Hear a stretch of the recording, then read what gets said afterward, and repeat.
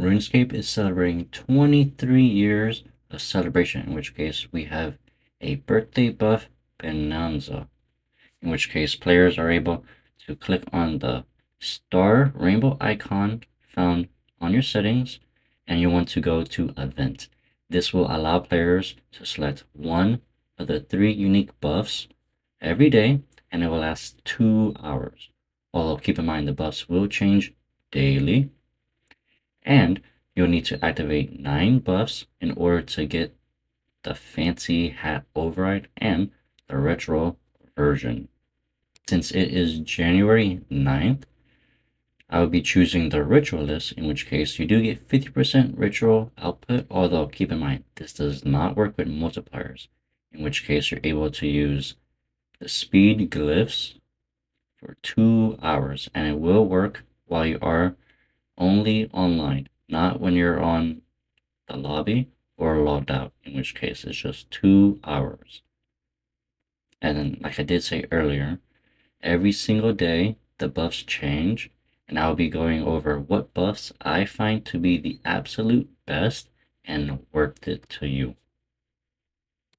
The first week would be from January 9th to the 13th, in which case Tuesday we did go over the ritualist as that's pretty much the only realistic one. However, January 10th, the Wednesday, is extremely good, and that would be the kleptomaniac, in which case thieving success is always successful.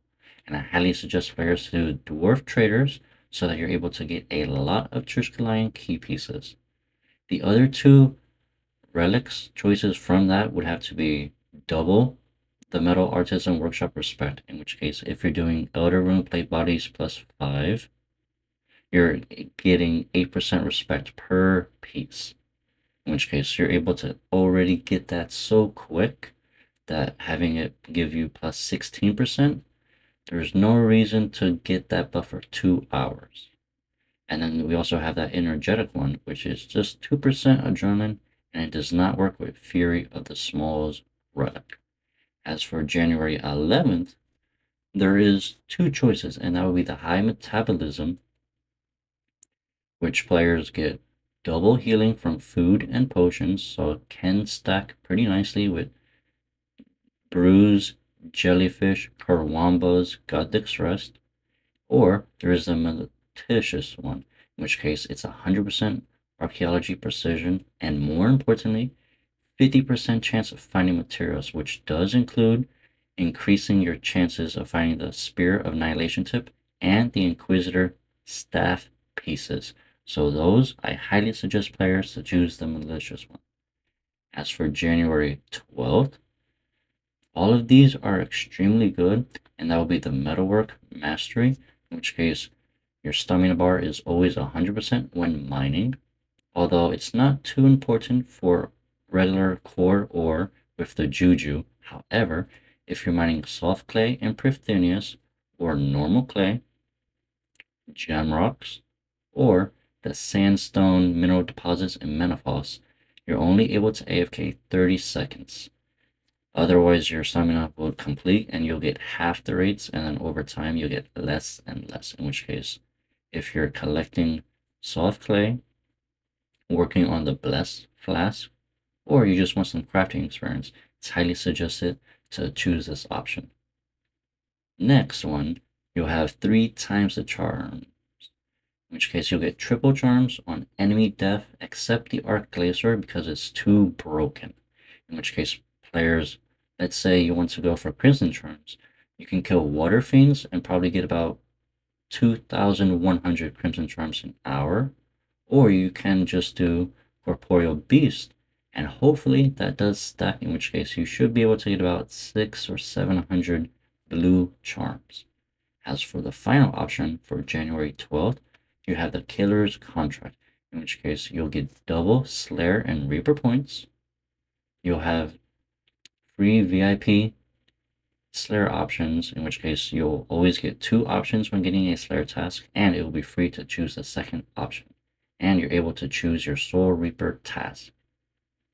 So this will be extremely good for farming Slayer points or Reaper points, in which case players will want to Slayer point boost at the Raptor Slayer task, as his task usually takes about 7 minutes on average, and he does give players 21 Reaper Slayer points. Now, if we double that, that will be amazing.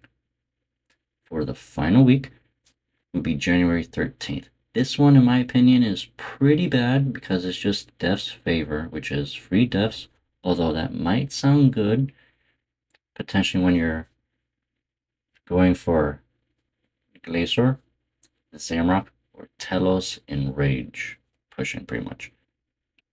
Now you have a choice between the Trailblazer double Trailblazer points, which is pretty good, or you can go for the Windfall, which you're pretty much proccing the Grace of the Elves while you're training non-combat skills. This week, in which case it will be from January 14th all the way to the 21st. And for January 14th, this one will be very interesting, and I will be going for the Hazelmere Blessing, in which case you have 5% chance to double enemy drops, and I will try to go and farm Vindicta. Hopefully I get some double lances. That would be extremely nice. Or you're able to choose the Boon or the Artisan, which is a 20% chance to save or double items from construction, crafting, fire making, fletching, cooking, herblore, or rune crafting. As for January 15th, it's pretty much either Oracle, which means you get double divination energy from the divination springs and the conversion, so this could be pretty good for players hunting for the divine charges, or Ashes to Ashes, which notes ashes from all enemy deaths. This one would be pretty good for Abyss while you're collecting the Abyssal Charms, to make the Abyssal Titan for runecrafting, and to hopefully collect about 3,000 ashes easily, since every single monster will drop ashes, so that you're able to train necromancy or just sell them for profit. For the 16th, players will have the choice between the Ritualist, which is again 50% necromancy ritual output, or the Tree Shaker. In my opinion, Ritualist is the only option. Players can choose to devote, which means you have unlimited prayer for 2 hours, but with the Penance Aura, the Penance Powder, I believe this is pretty much useless. For the 17th, the best one would have to be the Meticulous one for double precision, and again, for farming the Master Spear of Annihilation or the Inquisitor staff pieces. Soul Catcher can be good if you're working for the Slayer Codex, or runes for your personal own dungeon. For January 18th, the best one, in my opinion, will be the Thrill Seeker, which means your Slayer counter will not decrease while you are on a Slayer task, which means players hunting for the Edimu Pen get this task, and you will be able to stay there the whole day. And then just remember your Fellstalk incense sticks to increase your highest chance to get those elite spawns and get the Edimu pet. And then for Windfall, this is pretty good. Again, it's pretty much like the Grace of the Elves while training non-combat skills. For January 19th, the best one would have to be the Metalwork Mining one, which is again 100% mining stamina while you're mining, or the Triple Charms effect. For January 20th, this is extremely good, and I chose the Efficiency Gather, which you have a 20% chance while training gathering skills that it will be sent to your bank. Except the divination memories will be in your inventory, not the bank, although I'm kind of sad about that one. This is extremely good for herb runs. Just make sure if you are using the master farming outfit, since it gives cleaned, grimy ones will appear in your bank. This is extremely good if you have a lot of leafy potions.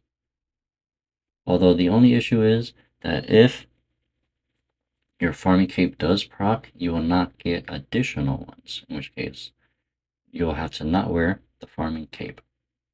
And then again, you do have that Trailblazer, which is the double the trail points from doing clues, and for the final day will be the Hazelmere Blessing, 5% chance to double enemy drops, and the Boon of the Artisan, which this one's not too useful because the Hazelmere is just so good.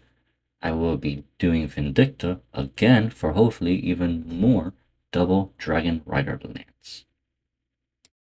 Thank you all so much for watching this and enjoy the rest of your day. Don't forget to like, subscribe, or comment down below any video suggestions or questions you have, and I will try to answer them. And enjoy the rest of your day.